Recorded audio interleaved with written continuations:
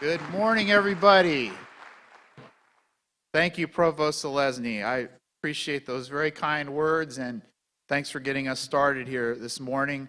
I want to welcome everyone here, and boy, it's hard to believe this is the third Student Success Summit. It seems like just yesterday when we had our first one, and it's wonderful to see our students and faculty, staff, administrators, and community partners, our friends from COS and other places who are here to discuss how we're going to continue to deepen our focus on student success.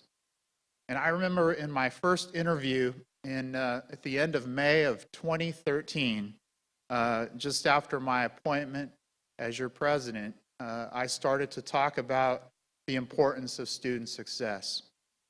And I made that a key part of my early comments, and of course have continued to say that, to talk about that every single day just about since I've been here. And I'm really honored to join you today, and in this theme of focusing on shared responsibility and what that means for each and every one of us in the success of Fresno State students. I think it's a really important question and notion. And I think that it connects to this idea that we've been talking about, that every single voice and everyone matters. And that students, faculty, staff, administrators, alumni, friends, we all have a role to play. And we need that voice, and we need that active, engaged participation to make sure that each and every one of our Fresno State students succeeds and thrives on our campus.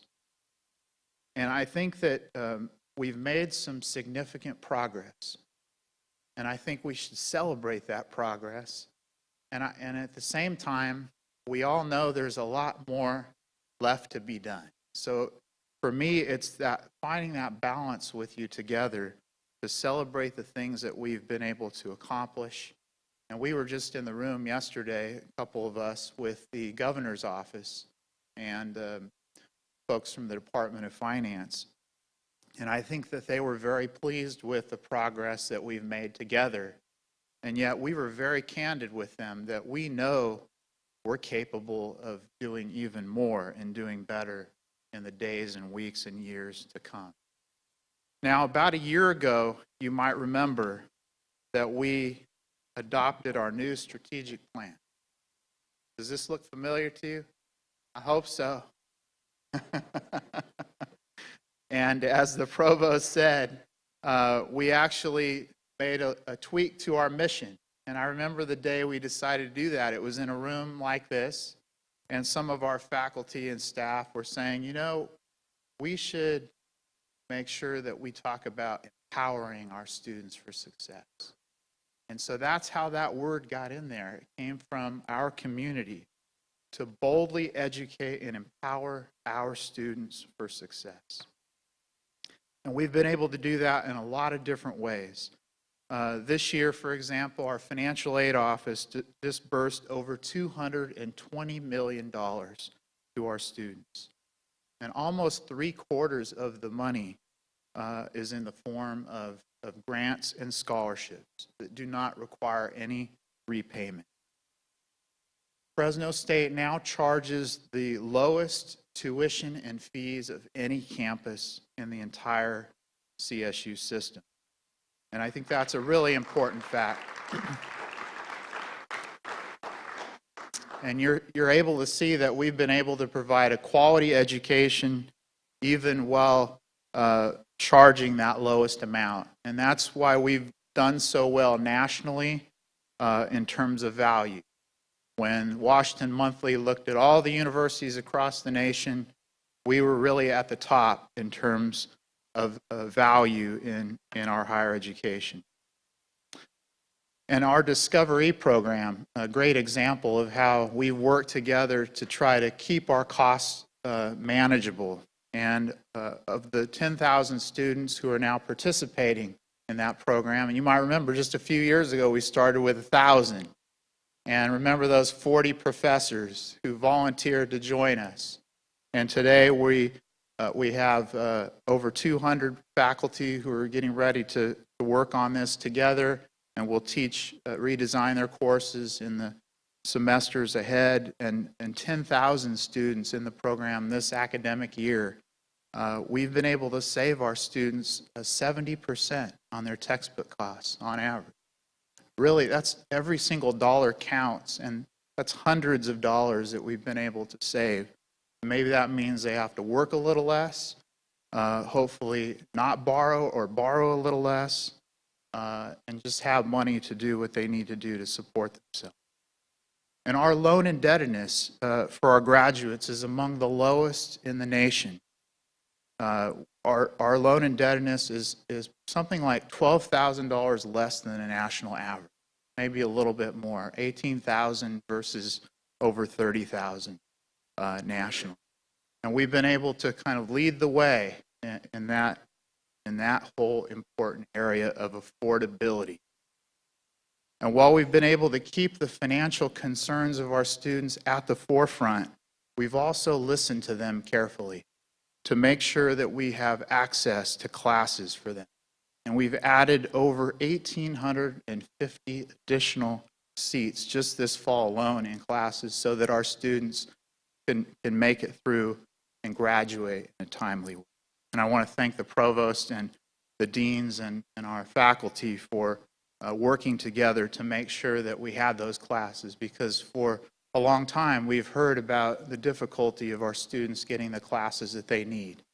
And while the problem is not completely solved, we have solved a lot of the problem, and we're on our way to solving the parts that still need to be addressed. We've invested more in advisors, and I know some of you are in the room, and we did that about 2 years ago, and that's made such a huge difference.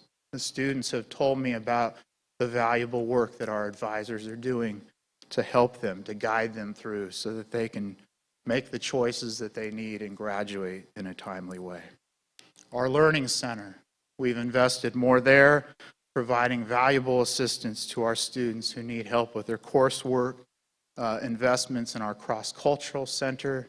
I hope that you've noticed those things. Many more programs that Dr. Lamas and his team have put together, again, to make sure that our students know that they're supported and can succeed. And we know that success is inside and outside the classroom. Speaking of outside the classroom, we have a new natural grass field. And I wanted to mention that because I know Dr. Lamas worked really hard with our colleagues to make that happen. You know, our intramural teams are often doing their thing off campus, and now we can have them come onto campus for club sports, and that enables them to develop their collaborative skills outside the classroom again on the sports field. So I think that's a positive thing. Thank you, Dr. Lamas and the rest of the team for doing that. We've also heard concerns about parking. And I want for those students who are here to know that we hear you loudly and clearly. And we've invested in the Bulldog Express, which I know many of you have now ridden, because 93,000 people have ridden the Bulldog Express in just a short time. But the idea is to help. We actually have enough parking spots, so it's to help students who have to park by the Save Mart Center to get to the other side of campus. And then for those of you who don't know this, the Fresno Transit, we have a partnership with them so that every student can ride for free. And we've arranged with the V line out of Visalia so that students from there can ride for free. We're looking at partnerships in Madera and in Kings County.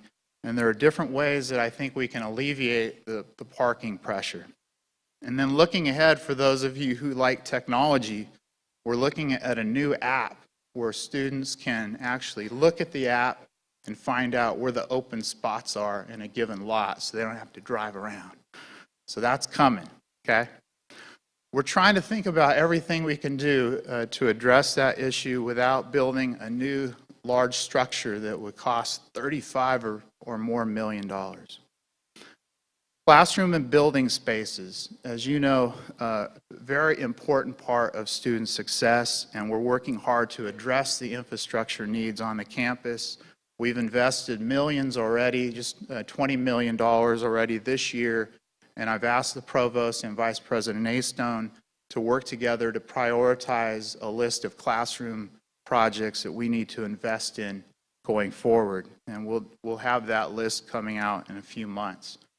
But we've been doing a lot of repairs, roofs and HVAC systems and elevators and teaching and learning spaces, and we know that much more needs to be done. So I want you all to know, and especially our students, that that's a key part of our strategy going forward. And how many of you have seen the new quad yet? Have you been by the new quad? So isn't it beautiful? It really came out well, and for those of you who haven't been out there, I want to encourage you to check it out, because it's really quite a nice place, and we opened that up again on Valentine's Day with several of our deans. Last but not least, we know that despite all the efforts that we've undertaken, that many of our students are still experiencing issues with homelessness, with food insecurity, and we have tried our very best to act boldly in that area with our new student cupboard, which has now been visited over 50,000 times, I believe, in just 2 years, and our clothing closet.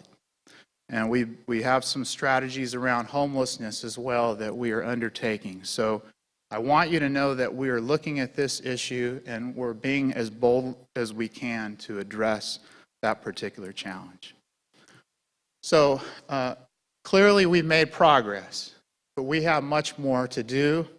We're fortunate today to have some great speakers from here on the campus and from off the campus to talk about those best practices for student success.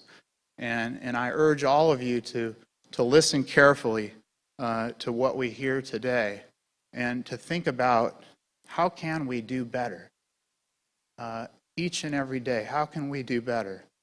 And it really will require each and every one of us to work together to make that happen. And I believe in all of you. I know that we can do this. I know that we have these stretch goals around graduation rate that they really are stretches, but we're stretching every day, and I know we're going to get there because we're all focused on it. And it's not just the strategic plan, but this is very important. And I want you to know the Cabinet is allocating funds that align with these key 4 priorities that we all agreed to last year. And we'll continue to do that.